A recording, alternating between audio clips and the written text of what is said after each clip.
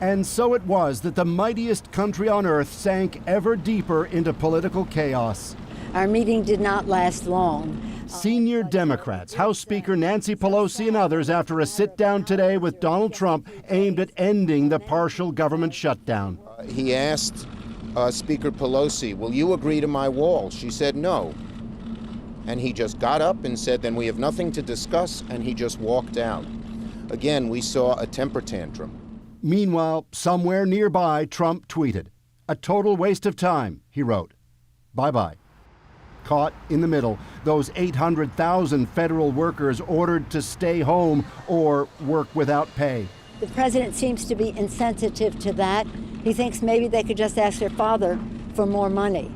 All of it because Trump won't sign off on funding the government unless Democrats agree on funding for a longer border wall, even as Trump cites an ever more dire security threat as evidence the U.S. needs one. Thousands more lives will be lost if we don't act right now. Critics deride that as pure propaganda, Trump's own version of fake news. Democrats say there are smarter, far more cost-effective ways to secure the border without a wall, leaving the two sides dug in. There will be no deal without a wall. There will be no deal without the priorities the president has put on the table. Today's meeting was so abrupt, some are saying Trump might have even staged it in order to help make the case this really is a national emergency and maybe get the wall funded without Democratic support. Tomorrow, the president visits the border in Texas. At his side, no doubt, will be Border Patrol agents who themselves are now working without pay. Paul Hunter, CBC News, Washington. And those border agents aren't the only ones waiting for a check. Here's a look ahead at who else will have to go without if the shutdown continues.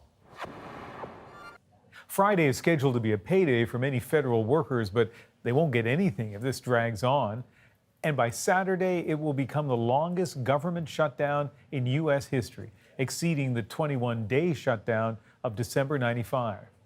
By next Tuesday, the U.S. Coast Guard members will miss their paychecks. And today, their families were told through an online tip sheet to consider having a garage sale or babysitting to try to make ends meet.